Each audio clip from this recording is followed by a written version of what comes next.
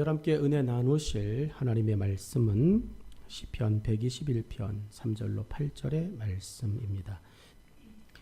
여호와께서 너를 실족하지 아니하게 하시며 너를 지키시는 이가 졸지 아니하시리로다.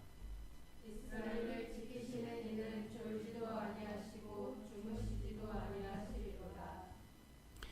여호와는 너를 지키시는 이시라. 여호와께서 내 오른쪽에서 내 그늘이 되시나니 낮에 해가 너를 상하게 하지 아니하며 밤의 달도 너를 해치지 아니하리로다.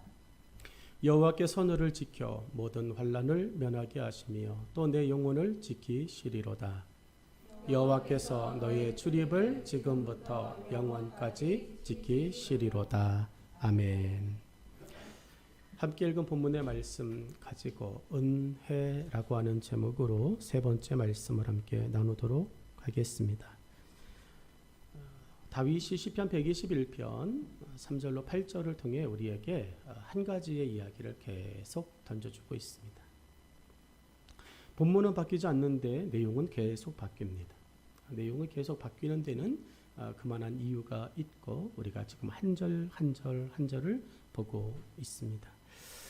여러분 지난주 기억하십니까? 하나님의 눈은 어떤 눈이라고 제가 말하였는지 기억하시나요?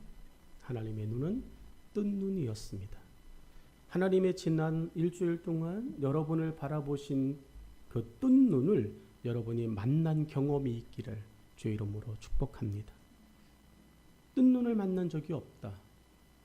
여러분 그러면 우리가 하나님을 향하여 눈을 든 적이 없다는 이야기예요. 주를 향하여 눈을 들고 그래서 성경은 신약 성경에 믿음의 주요 또한 온전케 하시는 이인 예수 그리스도를 바라보라고 우리에게 말씀합니다. 힘들고 어려운 일이 생길 때마다 우리의 입에서 먼저 나올 것은 예수님 어떻게 하면 될까요? 라고 하는 이야기죠. 힘들고 어려울 때마다 엄마를 바라보고 아빠를 바라보고 사람을 바라보는 것이 아니라 우리를 지금도 인도하고 도우시는 하나님을 바라보며 예수 그리스도를 바라보는 우리의 눈, 우리의 마음 되어지기를 축복합니다. 다윗은 그 고백을 가지고 우리에게 이제 세 번째 대단원의 마지막에 은혜라고 하는 한 부분을 끌어가고 있습니다. 여러분 은혜는 받을 때 기분이 좋습니다. 은혜는 받을 때 기분이 좋습니다. 그리고 받은 은혜를 알고 갚을 때도 기분이 좋습니다. 받은 은혜가 없이 해야 하는 일들만 생길 때 짜증나는 거예요. 받은 은혜가 없이 해야 할 일들과 주어야 할 것들이 연속되어질 때 우리는 도망가고 싶은 거예요. 여러분 한번 잘 생각해 보십시오. 요즘 여러분의 삶에 무엇인가를 주고 무엇인가를 나누고 무엇인가를 하고 그럴 때 너무나도 행복하고 있는가? 너무나도 즐거운가? 아깝지 않은가? 여러분 그렇다면 받은 것이 있는 겁니다. 은혜를 받은 것입니다.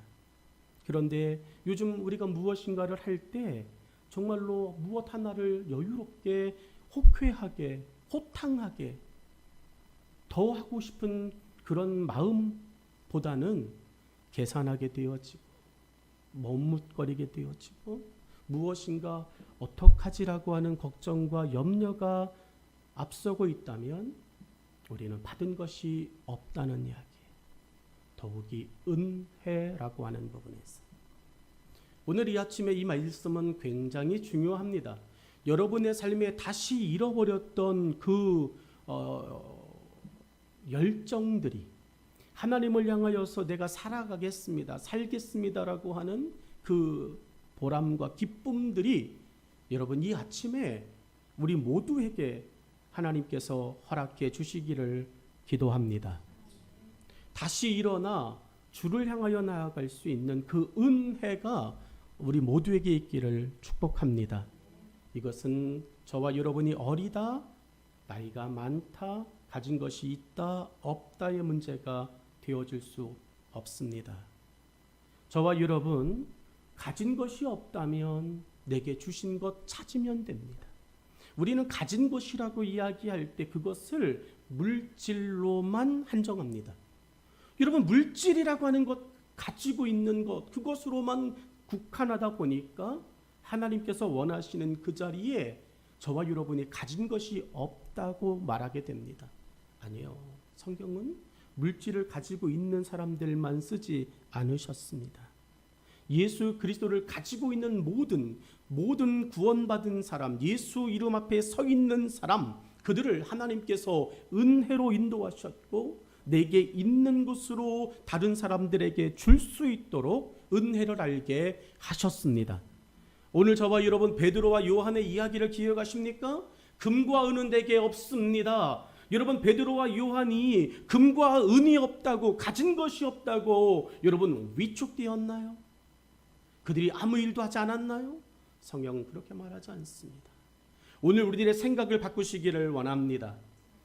가진 것이 없어서 못하겠습니다. 그 가진 것이 무엇인가요? 여러분이 지금 왜 이렇게 연약해졌나요?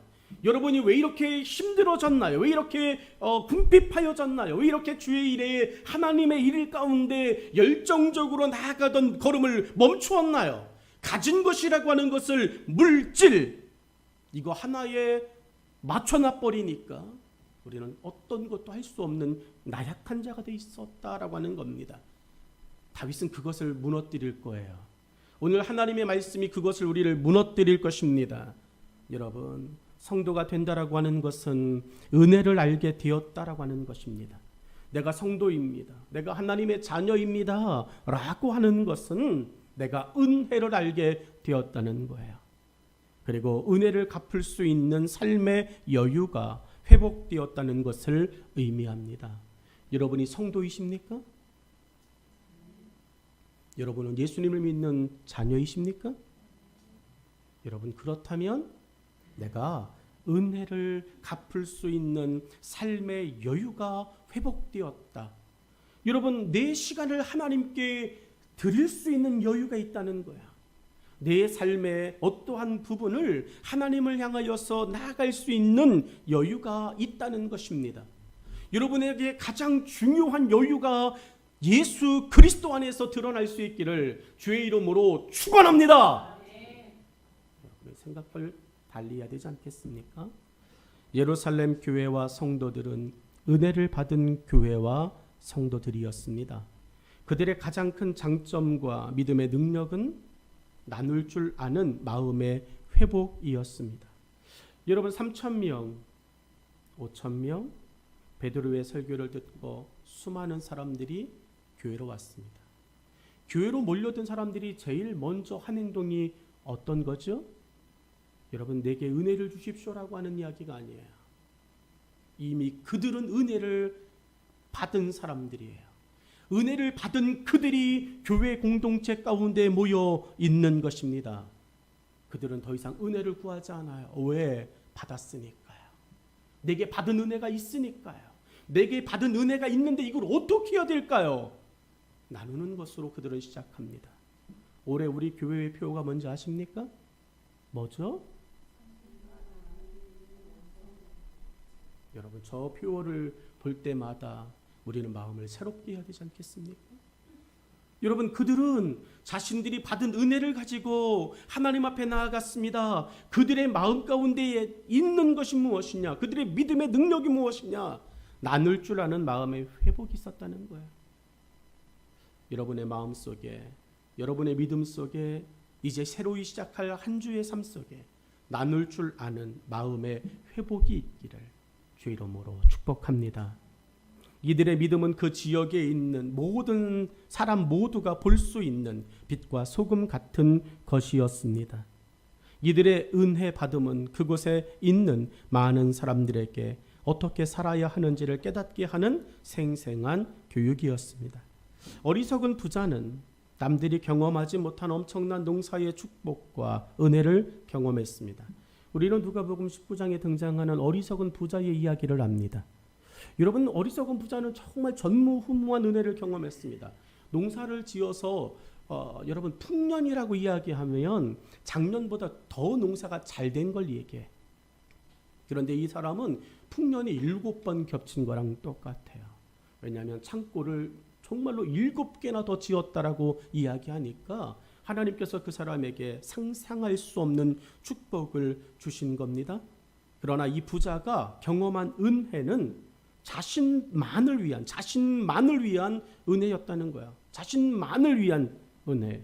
자신뿐만 아니라 다른 사람들에게조차 도움이 되지 못한 축복과 은혜가 되고 말았습니다. 성경은 이야기합니다. 하나님께서 그렇게 축복을 주셨습니다. 그런데 그 축복이 내게도 복이 되지 않아요. 여러분, 이거 굉장히 중요한 말 아닙니까? 축복을 받았다면 내게는 복이 되어야 되잖아요. 나한테만큼은 도움이 되어야 되잖아요. 그런데 여러분, 우리가 시간을 써요. 우리가 휴식을 취해요. 우리가 무엇인가를 해요. 그런데 여러분, 왠지 찝찝해요. 그런 경험 없으십니까? 하나님을 위해서 무엇을 해야 할 때 그것을 하지 못하고 여러분 그냥 쉬어요. 하지 못하고 다른 일을 해요. 하나님을 위하여 무엇인가를 드려야 할 때 그것을 드리지 못하고 여러분 나를 위하여 써요. 근데 찝찝해요. 그런 느낌, 그런 일들을 안 겪어보셨나요? 여러분 겪어봤잖아요. 왠지 모르게 쉬기는 쉬었는데 내가 하고 싶은 일은 하기는 했는데 무엇인가 조금 찝찝한 마음이 들어요. 내가 하고 싶은 일을 하고 내가 쓰고 싶은 일을 쓰고 내가 가고 싶은 곳을 갔어요. 그런데 그때 무엇인가 하나님께서 내게 감동하여 주신 것이 있어요. 그 일을 안 하고 그 일을 갔다가 나 하고 싶은 일을 했어요. 그리고 다시 돌아왔습니다. 여러분, 우리는 그때 교회에 오는 것이 여러분 무엇인가 불편합니다. 누가복음 등장하는 그 부자 이야기 아니겠습니까? 창고를 집사고 그리고 영혼에게 이야기합니다. 너는 나랑 쉬면 돼 라고 이야기합니다.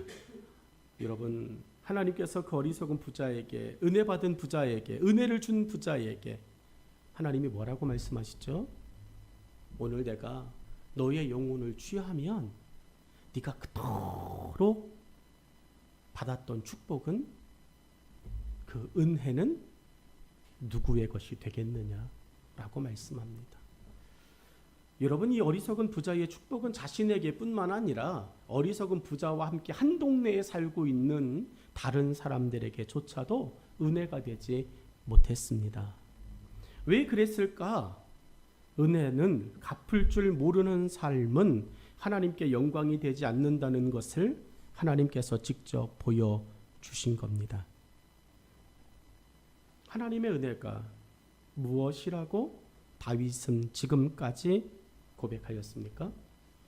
여러분, 지난주까지 다윗은 본문을 통해 하나님의 은혜가 무엇이라고 말하고 있습니까? 여러분, 다윗은 우리에게 이렇게 말합니다. 하나님의 은혜는 나를 바라보시는 은혜였습니다. 하나님은 여러분만 바라보세요. 하나님은 당신만 바라보십니다. 나를 바라보시기 때문에 내가 어디 있는지 너무 잘 아세요. 내가 하나님을 보고 싶지 않아서, 아니 하나님 앞에 왠지 모르게 떳떳하지 못해서 여기저기 숨고 피하고, 그래도 하나님은 그곳에서 나만 바라보고 계십니다. 여러분, 나만 바라보고 여기도 계시네. 뜻밖의 만남을 하나님과 할 때 우리는요 웃게 되어져요. 그리고 여기 계실 줄은 몰랐습니다.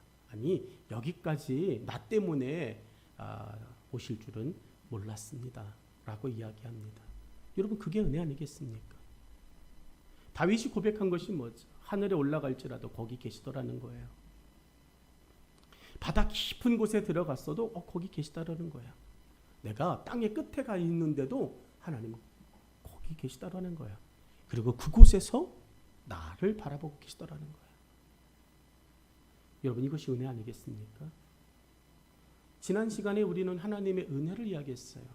나를 바라보시는 하나님이 왜 나만 바라보셨을까요? 바라보시는 데는 야단치기 위해서요. 너 그렇게 하면 안 된다. 너 그렇게 하면 큰일 난다. 맞습니다. 하나님의 눈이 우리를 감찰하셔서 우리를 야단하세요.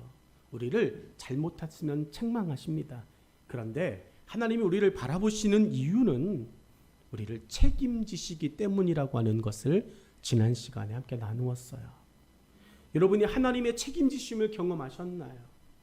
여러분의 어려움 속에, 여러분의 연약함 속에, 우리의 정말로 무엇인가 알지 못함 속에 하나님께서 우리를 책임지시고 우리를 업고 우리를 안고 모든 환난과 모든 어려움과 역경에서 우리를 여기까지 인도하셨다라고 하는 것을 믿으십니까? 여러분, 그런 하나님의 은혜를 경험하였습니다. 여러분, 그것이 하나님께서 우리 가운데 행하시는 은혜라고 다윗은 이야기합니다. 그리고 이제 하나님의 은혜가 이제는 삶이 되는 은혜의 마지막 능력을 다윗은 고백합니다. 하나님의 은혜는 우리의 삶의 현장에서 사단이 도망칠 강한 능력이 되어야 합니다. 하나님의 은혜를 경험하였습니다라고 이야기하면 사단을 이겨야 합니다. 여러분, 사단의 관계와 사단의 유혹과 사단의 그 수없이 많은 그 어려움 속에서 저와 여러분이 하나님의 은혜를 알고 있다면 여러분, 사단의 모든 권세를 무너뜨려야 될 줄로 믿습니다. 은혜가 없는 것처럼 답답함에 숨죽여 하루를 버티듯 살고 계십니까? 여러분, 내게는 은혜가 없어. 그래서 난 너무 답답해. 나한테는 은혜가 없어. 하나님의 은혜는 남의 이야기야. 그래서 나는 오늘 숨을 수밖에 없어. 은혜가 없는 나에게 사단이 공격하면 나는 이길 방법이 없어. 그렇게 생각하면서 여러분 하루하루를 버티듯 살고 계십니까? 여러분의 삶은 하나님의 사명으로 나아가는 삶입니까? 아니면 버텨내는 삶입니까? 여러분, 우리는 버티는 삶이 아니에요. 우리는 하나님 댁에 주신 은혜로 우리 앞에 펼쳐져 있는 어려움의 그 길들을 여러분 짓밟고 나아가는 삶이 되어야 합니다. 다윗이 말하는 본문의 고백을 지금 당당하게 자신의 힘으로 삼는 시간이 되기를 축복합니다. 여러분, 나만 바라보시는 은혜가 내게 있는 은혜라고, 그리고 나에게 책임지시는 은혜가 내게 있는 은혜라고 다윗은 이야기했어요. 그리고 오늘 세 번째로 5절로 7절을 통해 다윗은 우리에게 이제 그 은혜의 이야기를 마무리 지어 줍니다.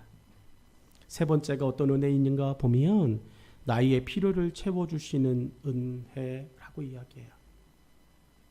여러분을 바라보신 하나님, 나를 책임지신 하나님, 여러분 나를 바라보시고 나를 책임지셨다? 그러면 하나님은 뭐 하실까요? 그냥 그렇게 멍하니 바라보시는 것으로 계실까요? 5절로 7절의 이야기를 같이 한번 읽어보겠습니다. 같이 읽죠. 시작.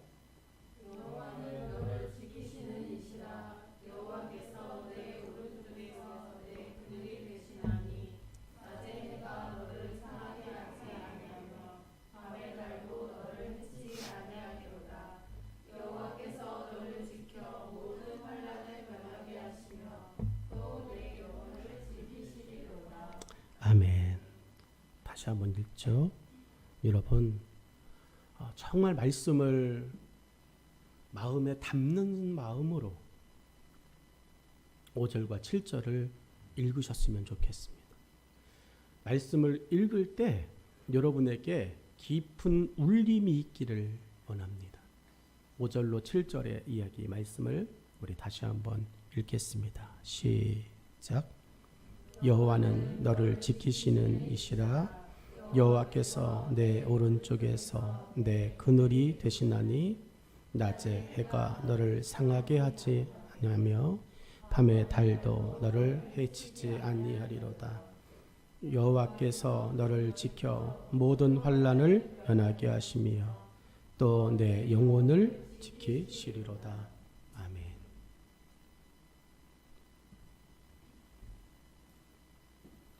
(5절로 7절에) 다윗의 고백을 들었습니다. 다윗이 이야기합니다. 하나님, 왜 나만 바라보셨어요? 하나님, 왜 나를 책임지셨습니까? 그리고 하나님의 바라봄과 하나님의 책임지심이 있는 자신의 삶을 되돌아보니까 하나님께서 나에게 필요한 것들을 채워 주셨더라는 거예요. 여러분, 여러분의 삶에 하나님의 필요하심을 채우심이 있지 않습니까? 하나님께서 채워주시는 것을 믿어야 되지 않겠습니까? 여러분, 그런데 우리는 신뢰하지 않아요. 왜? 기도해도 그 일들이 이루어지지 않거든.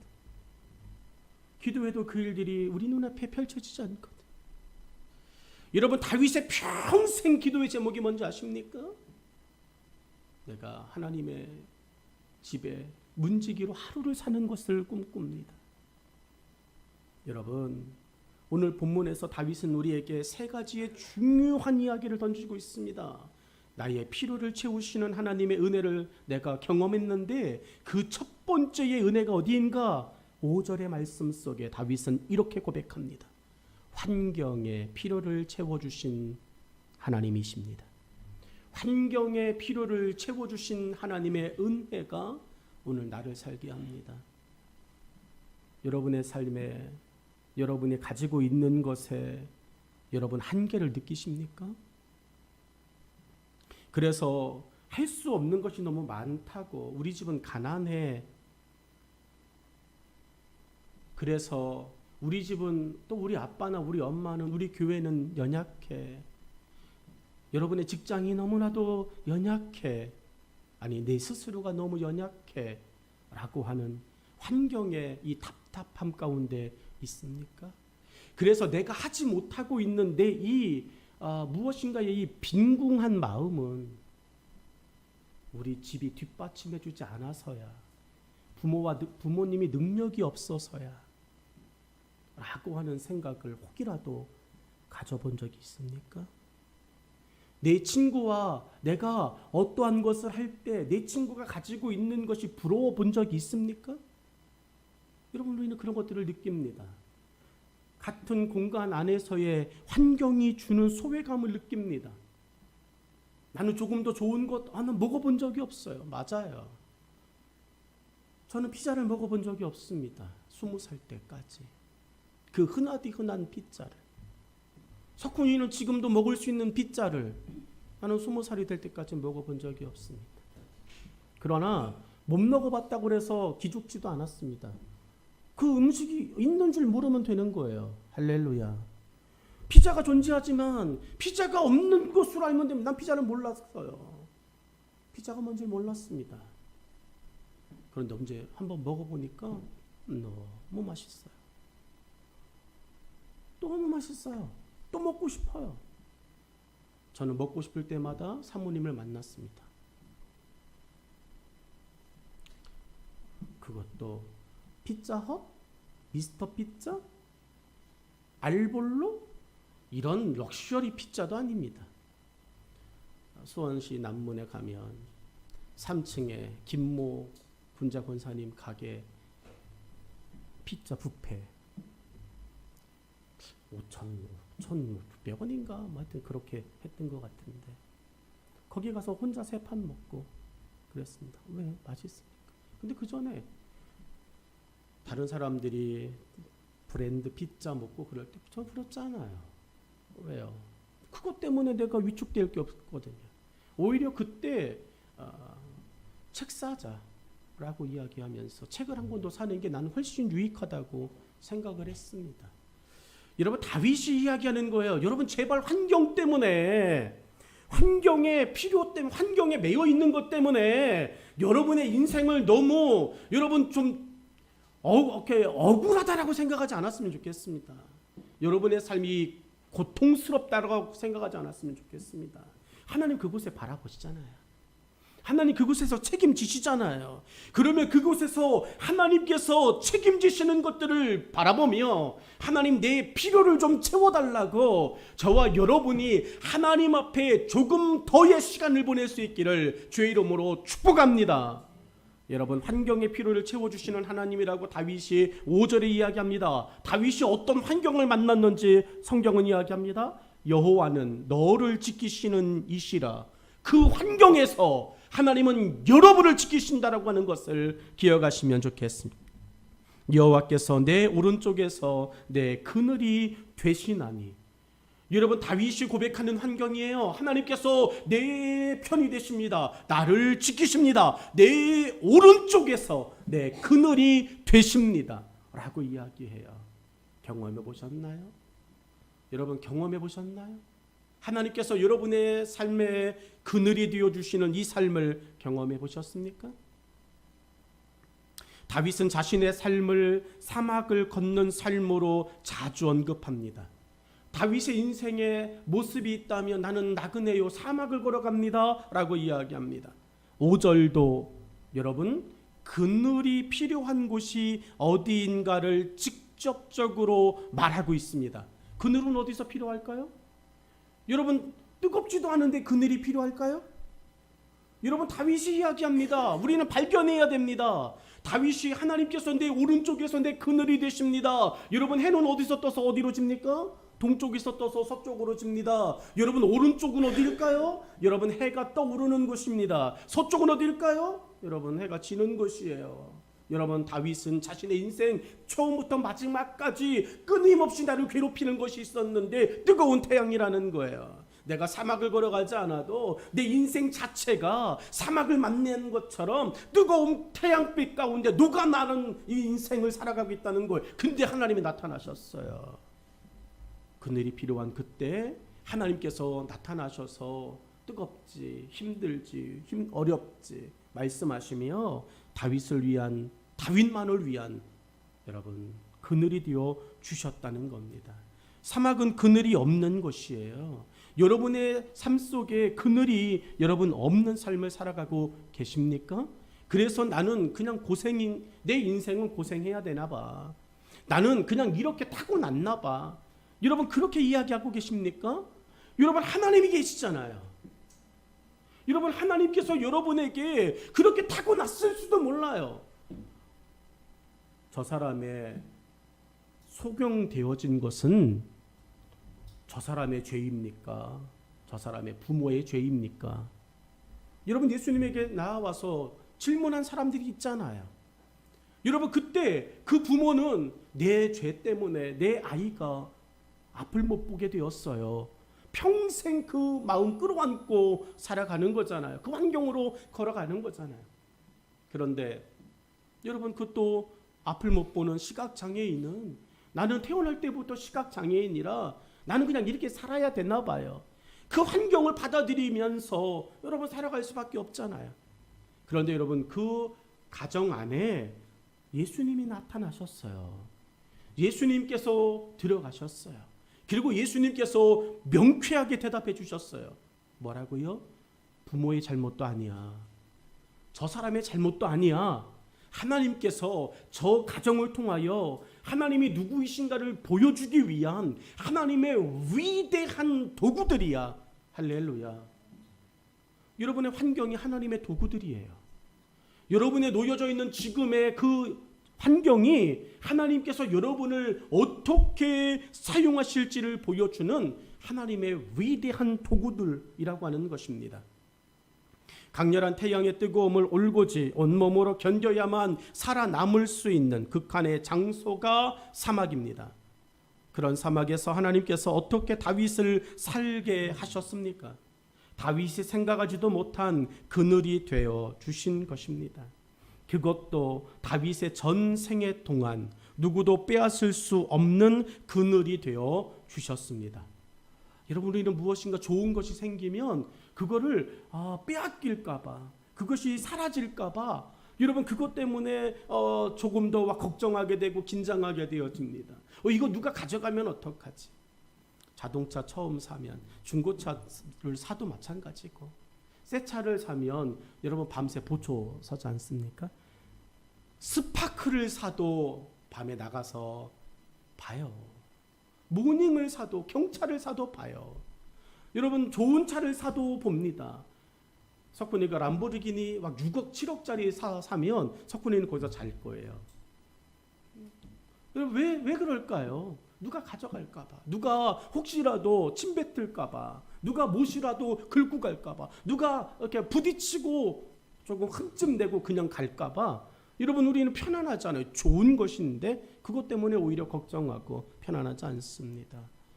여러분, 다윗이 그 사막에 있을 때 하나님께서 그늘이 되어 주셨습니다. 그것도 평생 빼앗기지 않는 그늘이 되었어요. 다윗이 언급한 사막은 철저한 삶의 환경입니다. 누구든 자신의 삶이 사막 위에 있다고 생각되는 순간 절망에 빠지는 것은 시간 문제일 겁니다. 이런 환경에서 꿈과 희망을 품는 것은 결코 쉽지 않습니다. 그러나 이 사막에 그늘 한 곳만 있어도 새로운 삶을 시작할 용기와 희망이 생깁니다. 여러분, 뜨겁게 길거리를 걸어가요. 그러다가 여름에 펼쳐놓은 더위 쉼터, 여러분 길거리에 이제 펼쳐놨죠. 가로수 하나 없어가지고 정말 땡볕인 길을 걷다가 횡단보도 앞에서 만나게 되어지는 더위 쉼터, 그 천막 하나, 여러분 그거 펼쳐지면 그 속으로 들어갈까요? 아니면 에이씨 그러면서 그냥 계속 햇볕 맞으며 서 있을까요? 여러분은 어떻게 하시겠습니까? 잠깐만이라도 신호가 바뀌는 그 잠깐만이라도 나는 들어갑니다. 여러분 왜 들어가냐고요? 더우니까요. 힘드니까요. 환경이 너무나도 어려우니까요. 여러분 다윗도 마찬가지예요. 뜨거운 사막을 걸어다니는 다윗의 입장에서 작은 나무 그루 하나가 만들어 놓은 그늘만 생기면 그곳에서 쉬는 거예요.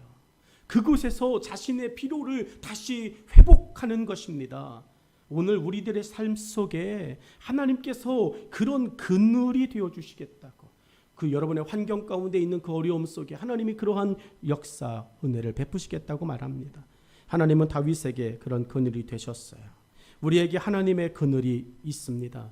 우리가 지금 살아가고 있는 순간이 다 하나님의 은혜로 가득한 그늘들입니다.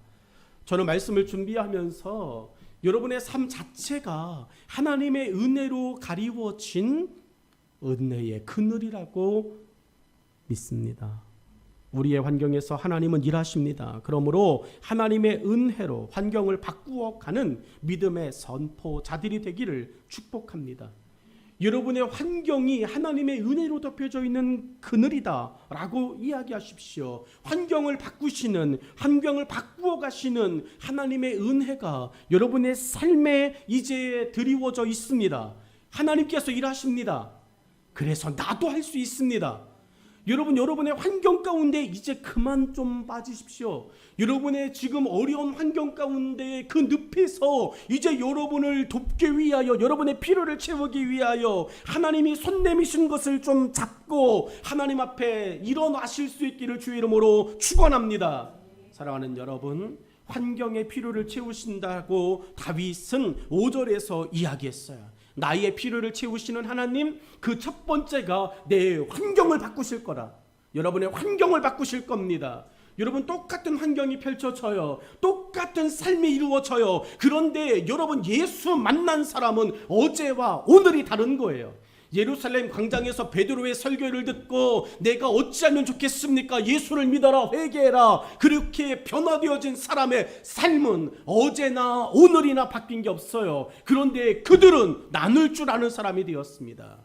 그들은 무엇인가 하나님을 위하여 일할 수 있는 사람들이었습니다. 그들의 환경이 바뀌었다는 것이에요. 내가 줄 수 있는 사람이 되었다는 거야. 내가 뭐가 있지? 없는데. 세상의 기준 속에서는 물질이라고 이야기하지만 그들은 아닙니다. 아니, 나는 물질이 아니라 예수야. 여러분, 예수 이름 이야기하고 예수를 이야기하고 예수를 줄 수 있는, 예수 그리스도의 그 생명의 복음을 이야기할 수 있는 여러분의 삶 되기를 주의 이름으로 축원합니다. 여러분, 두 번째로 이들은 이야기합니다. 6절에서 다윗은 이야기하는 것이 무엇이냐? 여러분, 두려움의 필요를 채워 주신다라고 말합니다. 사막에 여러분 서 있다면 두려움이 생기는 것은 당연합니다. 6절의 말씀 같이 한번 보시죠. 낮에 해가 너를 상하게 하지 아니하며 밤의 달도 너를 해치지 아니하리로다 라고 이야기해요. 여러분, 낮의 해, 밤의 달. 엄마와 아빠는 아이들에게 낮의 해와 밤의 달 같은 존재 드릴 줄 몰라요. 그래서 아이들의 걱정은 그거예요. 엄마가 아빠가 죽으면 어떡하지? 그러면 나는 어떻게 살지? 라고 하는 겁니다. 어제 TV 프로그램인가? 엊그제 건 같은 뭐 모르겠는데 배우 김정화 아시죠? CCM 가수 유은성 아시죠? 둘이 결혼한 건 아시죠? 네, 둘이 결혼했습니다. 그 10년이 되어졌어요. 근데 잘 아는 경칩년 대표 회장하고 뭐 유은성하고 뭐 호영호재하고 지난달에서 몇 번 만나고 김정화 배우도 몇 번 보고 만나고 이야기도 하고 뭐 그렇게 하긴 했는데 아프리카 케냐에 이제 입양한 딸이 있어요. 놀러 갔다가 이제 또 봉사 갔다가 입양한 딸이 있어요. 뭐 결혼해가지고 거기 가서 산다 그러는데 이 사람들이 방송에 나와서 하는 말 중에 한 가지, 유은성이 지금 뇌암 걸린 건 아시죠? 수술을 못할 그 경과를 보고 있는 이제 뇌암 걸렸어요. 근데 이 사람이 쉬지를 않아요. 암 걸렸는데 쉬지를 않아요. 이제 이성미 권사님, 개그우먼 이성미 권사님하고 이제 만나서 커피 한잔 마시. 이성미 권사님 10년 전에 유방암으로 수술을 해서 14년 전에 수술을 해서 이제 했어요. 투병 중에 있고 지금 이제 계속 관리를 하죠. 만나가지고 야단을 무지하게 쳤습니다. 너 미쳤어? 이렇게 이제 하는 거예요. 내가 네 심정을 다 알아. 심정이 뭐냐고 이성미 권사가 다 이야기해 주는 게 네가 죽으면 너희 아이들과 아내가 어떻게 살지? 그 걱정 때문에 너 지금 미친 듯이 일하는 거지? 하루도 안 쉬고 일하는 거지? 유은성이 그렇다고 이야기했어요. 이해는 돼요. 이해는. 왜냐하면 내가 죽으면 어떻게 살지? 제가 지금 이렇게 편안하게 이야기하는 것은 내가 그 질병이 없기 때문이에요. 근데 만약에 내가 그 질병이 내게 있다면 나도 그럴 것 같아요. 나도. 여러분, 나도 우리 애들이 어떻게 살지? 사모님이 어떻게 살지? 그래서 여러분 지금보다는 더 부지런해질 것 같아요. 내게 주어진 그 삶의 시간이 언제일지 모르기 때문에 조금이라도 더 악바리가 될 것 같아요. 이성미 권사가 유은성 찬양 선교사한테 돈 몇 푼 더 주는 게 저들이 원하는 걸까? 아니면 네가 조금 더 오래 저들 곁에 있는 걸 저들이 원하는 걸까? 여러분, 굉장히 중요한 거 아닙니까? 돈 몇 푼을 더 남겨주고 가려고 하루도 못 쉬고 이래요. 그런데 더 오래 같이 있어 줄 생각은 왜 못하죠? 이게 이성미 권사가 깨달은 거예요. 내가 저들에게 해줘야 될 것이 무엇일까? 더 오래 그들과 함께 있는 것. 여러분, 두려움의 필요를 채워주신다라고 하는 6절의 말씀은 그런 의미입니다. 낮의 해가 너를 상하게 하지 아니하며 밤의 달도 너를 해치지 아니하리로다라고 이야기해요. 다윗은 사막이라고 하는 환경이 자신에게 경험하게 한 두 개의 어려움을 지금 말하고 있습니다. 여러분, 사막이라고 하는 곳에서 내가 만나고 내가 경험할 수밖에 없는 두려움이 있어요. 어떤 거냐? 낮의 해가 두렵다는 거예요. 낮의 해는 정말 두려운 겁니다. 여러분, 사막에서는 밤의 달이 정말 두려운 거예요. 낮과 해, 밤과 달, 이것은요 사자성어로 이렇게 말할 수 있어요. 설상가상, 첩첩산중, 진퇴양난. 여러분, 이 언급되어진 사자성어를 연상하게 하는 말이죠. 낮과 해, 밤과 달. 이 사자성어들의 의미는 위기와 어려움이 더 가중될 때 하는 표현들입니다. 하나님, 나에게 좀 쉴만한 곳을 주십시오. 그런데 하나님께서 낮에 해 있는 곳으로 보내요. 하나님, 나를 좀 보십니까? 그랬더니 밤에 달이 있는 곳으로 보내. 이건 도와주는 게 아니에요.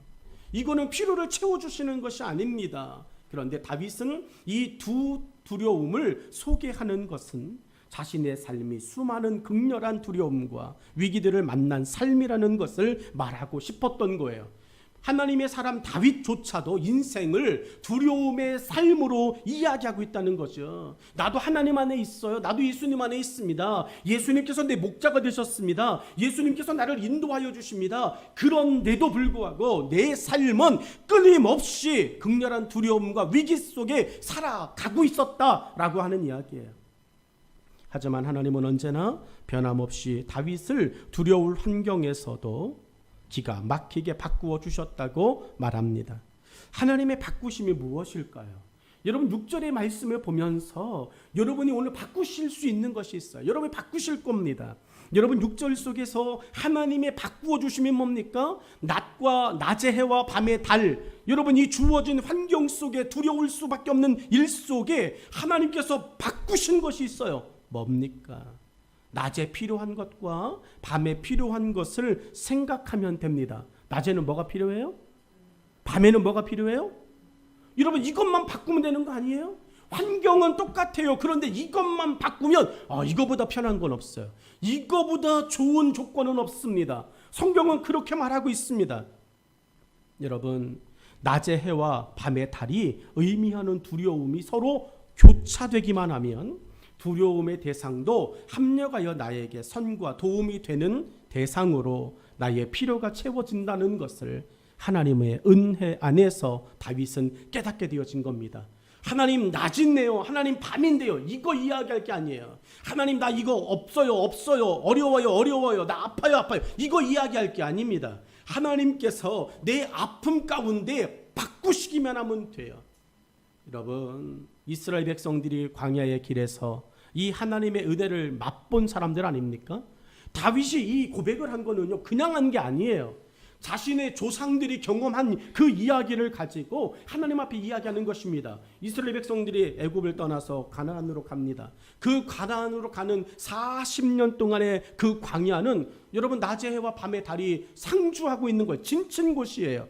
그런데 여러분 이스라엘 백성들은요 낮의 해 때문에 밤의 달 때문에 죽겠어요라고 한 적이 단 한 번도 없어요. 여러분 왜죠? 여러분 그 똑같은 광야의 길을 걸어가는데 여러분 왜 그들은 낮의 해와 밤의 달을 가지고 여러분 하나님 앞에 원망하지 않았을까요? 왜 하나님 앞에 불평하지 않았을까요? 하나님께서 그들의 그 두려워하는 것들을 바꾸어 버리셨어요.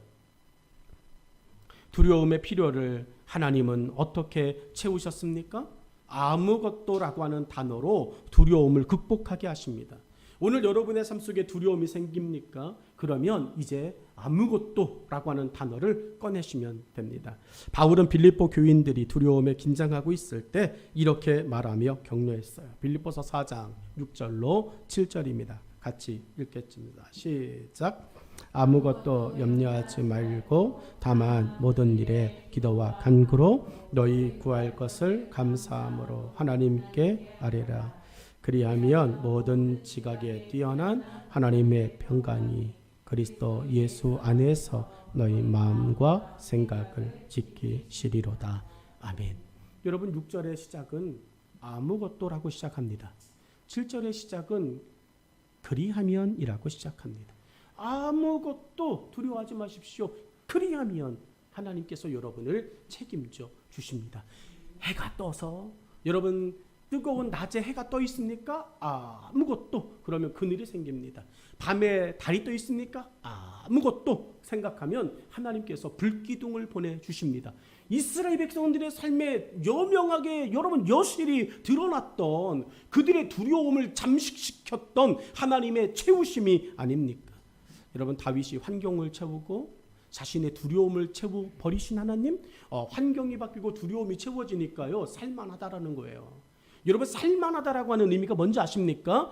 영혼이 살아나는 것을 이야기하는 거예요. 육신에 살만한 것이 아니라 내가 여러분 평안함을 느낀다라고 하는 것은 내가 이제 살만하다라고 하는 것은 영혼의 평안함이 임하였을 때 이야기하는 거예요. 하나님께서 다윗을 바라보시면서 네 환경을 바꾸고 너의 두려움을 제하여 줬어. 어디가 살만하니? 물어보니까요 다윗이 내 영혼이 살만합니다라고 이야기해요. 여러분의 영혼이 살만한 삶 되기를 주의 이름으로 축원합니다. 여러분, 우리의 환경, 우리의 육체, 우리의 이 세상의 삶이 살만한 것이 아니라 하나님께서 우리의 환경과 우리의 두려움을 제하심으로 내가 하나님 앞에 나아갈 수 있는 영혼의 살만함이 생겼습니다. 내 영적인 필요함, 영적인 필요를 하나님께서 채우셨습니다 라고 고백하는 7절의 이야기가 그 고백입니다. 7절 보실까요? 여호와께서 너를 지켜 모든 환난을 면하게 하시며 또 내 영혼을 지키시리로다. 하나님의 목적은 정확해요. 하나님이 은혜를 주시는 이유는 정확합니다. 하나님 무엇 때문에 여러분에게 은혜를 주실까요? 하나님 내게 왜 은혜를 주실까요? 무엇 하나 남기시려고요. 하나님의 나라에 하나님께서 유일하게 받으실 수 있는 것은 뭐죠? 영혼이에요. 여러분이 일생 동안 주님을 위하여 살아갔던 그 영혼의 열정과 영혼의 생명, 하나님 그거 하나 여러분 마지막 순간에 취하시는 겁니다. 어리석은 부자에게 여러분 하나님이 명령하신 것이 무엇입니까? 어리석은 자여, 오늘 내가 내 영혼을 취하면, 여러분 그거야. 오늘 저와 여러분이 하나님에게 고백할 은혜가 있다면, 주님 내 영혼을 하나님이 채워주시옵소서. 내 영혼을 주님 책임져 주시옵소서. 여러분 이 영혼에 대하여서, 영혼의 필요를 채우는 것에 대하여서 저와 여러분이 등한히 하는 순간 하나님의 은혜를 잃어버리게 될 것입니다. 다윗은 눈에 보이는 환경과 생각에 파고든 두려움을 하나님께서 어떻게 제거하시고 자신을 지키셨는지를 말합니다. 그리고 이제 이 모든 것을 흔들리지 않게 할 영적인 부분의 필요가 채워져야 함을 다윗은 말하고 있습니다. 육신의 것과 환경이 채워지는 것으로 우리는 만족하는 사람이 아닙니다.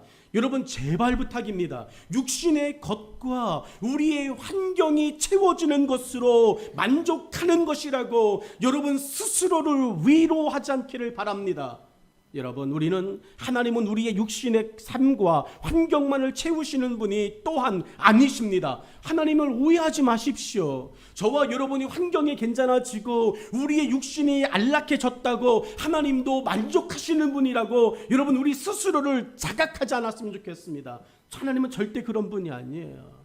그렇다면 나사로는 여러분 심판받아야 돼요. 여러분 나사로는 하나님 앞에서 혼나야 돼요. 그런데 하나님은 그렇게 하지 않으시잖아요. 하나님은 우리에게 가장 소중한 채움이 무엇인지를 다윗을 통해 말씀하셨습니다. 우리가 무엇으로 살고 무엇이 살아있어야 진짜 살아있는 사람인지를 다윗을 통해 말씀하셨어요. 다윗은 하나님께서 자신의 영혼을 지키시는 것을 무엇보다 감동된 은혜로 고백하고 있습니다. 우리는 이 세상에서 누리게 되는 잠시의 필요와 평안만을 위해 살지 않습니다. 모세의 삶에 대한 하나님의 평가입니다. 여러분 모세에 대하여 하나님은 이렇게 평가하셨어요. 히브리서 11장 24절로 26절에 믿음으로 모세는 장성하여 바로의 공주의 아들이라 칭함받기를 거절하고 스스로 거절하고 도리어 하나님의 백성과 함께 고난받기를 잠시 죄악의 낙슬 누리는 것보다 더 좋아하고 그리스도를 위하여 받는 수모를 애굽의 모든 보화보다 더 큰 재물로 여겼으니 이는 상 주심을 바라봄이라. 모세가 저 결정을 할 수 있었던 것은 내 영혼이 채워지는 것, 그것이 제일이다. 내 영혼을 채우는 것이 가장 큰 은혜다라고 고백하는 거예요. 영적인 필요를 채우시는 하나님의 은혜가 우리를 모든 환난을 면하게 한다고 다윗은 말합니다. 환난을 면하게 하는 방법은 내가 가진 힘으로 시도해서 될 일이 아니라는 거예요. 환난은 하나님의 은혜로부터 나는 것입니다. 환난은 사냥꾼의 그물과 같아서 우리가 할 수 있는 모든 경우의 수들을 다 꿰뚫고 있습니다. 그래서 우리의 방법으로는 더욱 얽매이게 될 뿐입니다. 여러분 하나님의 말씀을 잘 귀담아 들으십시오. 지금 여러분이 처하여져 있는 환난이 있습니까? 벗어나려고 여러분 회의도 합니까? 벗어나려고 상의합니까? 벗어나려고 여러분 대책을 세웁니까? 세우십시오. 회의하십시오. 근데 사단은 우리의 모든 경우의 수들을 다 꿰뚫고 있어요. 그래서 내가 이렇게 빠져나가 볼까? 사단이 그 경우의 수를 알고 있어서 빠져나갈 수 없는 더 촘촘한 올무를 만들어놔요. 그게 시편 124편 7절의 이야기입니다. 우리의 영혼이 사냥꾼의 올무에서 벗어난 새같이 되었나니 올무가 끊어짐으로 우리가 벗어났도다. 여러분, 우리가 벗어날 수 있는 것은 하나님의 은혜로만 가능합니다. 말씀의 결론을 맺겠습니다. 하나님의 은혜는 영원히 믿는 자와 함께 하십니다. 하나님이 여러분을 바라보신다고, 책임지신다고, 그리고 필요를 채워주시겠다고 약속하셨습니다. 그것을 내가 받아들이고 내가 소유할 수 있는 방법은 여러분 8절의 이야기 속에 있습니다. 여호와께서 너희의 출입을 지금부터 영원까지 지키시리로다. 하나님의 이 은혜를 경험하고 싶습니까? 그렇다면 여러분 하나님 안에서 영원히 사실 수 있기를 축복합니다. 은혜는 당연하게 여길 때 힘과 능력을 잃어버립니다. 우리는 너무나도 당연하게 여겨요. 하나님의 은혜를 당연한 것처럼 여깁니다. 그러다 보니까는 그냥 함부로 해도 되는 줄 압니다. 안 그래요. 은혜를 은혜로 여길 때 믿는 자 가운데서 역사하는 하나님의 강한 사랑이 됩니다. 우리는 은혜 아래 사는 자입니다. 그리고 그 은혜를 말해야 하는 자입니다. 요한복음 1장 45절로 46절에 빌립이 나다나엘을 전도합니다. 여러분, 빌립이 나다나엘을 전도하면서 뭐라고 이야기하냐면 나는 만났다, 그러니 너도 가자, 이 이야기예요. 와보라 라고 하는 이야기. 여러분, 오늘 우리가 하나님의 은혜를 이야기합니다. 은혜를 알고 있다고 말합니다. 하나님이 내게 왜 은혜를 주셨을까? 왜 만난 사람이 되게 하셨을까? 왜 예수님을 경험한 사람이 되게 하셨을까? 그 대답은, 그 결론은 여러분 하나로 맞춰줘야 되는 거 아니겠습니까? 나 예수 만났으니 너도 예수 만나자. 이게 은혜라고 이야기해야 되는 거 아니겠습니까? 빌립이 나다나엘을 향해 와서 보라고 은혜를 말하는 것처럼 우리도 우리의 주변 사람들에게 나다나엘을 살린 빌립이 되어야 되는 거 아니겠습니까? 여러분들이 7월 첫 주일 전반기 감사 그리고 맥주 감사 주일 예배를 드리자고 5월 달부터 계속해서 이야기합니다. 여러분, 그럼에도 불구하고 우리 환경 때문에 지금 내가 처해져 있는 어려움과 여건 때문에 뒤돌아볼 겨를이 없었다고 이야기하며 여기까지 와 있습니다. 전도하고 영혼을 살려내자라고 하는 나를 책임지실 하나님께서 라고 하는 그 기대와 그 은혜에 대한 갈망보다는 여러분 나 살기 지금 급급하다고 나 어렵다고 하는 그 환경 앞에 여러분 우리가 앞으로 나아가지 못하는 삶을 보내고 있습니다. 여러분 그대로 사시겠습니까? 아니면 하나님께서 나를 바라보시고 나를 책임지시고 그래 내가 은혜 안에 있는 사람이야. 하나님이 내 것을 채우실 거야 라고 하는 또 다른 기대를 가지고 앞으로 남겨진 시간 예수와 예수의 복음을 위하여 한번 여러분의 주어진 삶을 걸어가고 환경을 걸어가는 여러분의 삶이 되기를 원하십니까? 하나님은 여러분과 함께 하십니다. 그래서 여러분도 할 수 있습니다. 기도하겠습니다.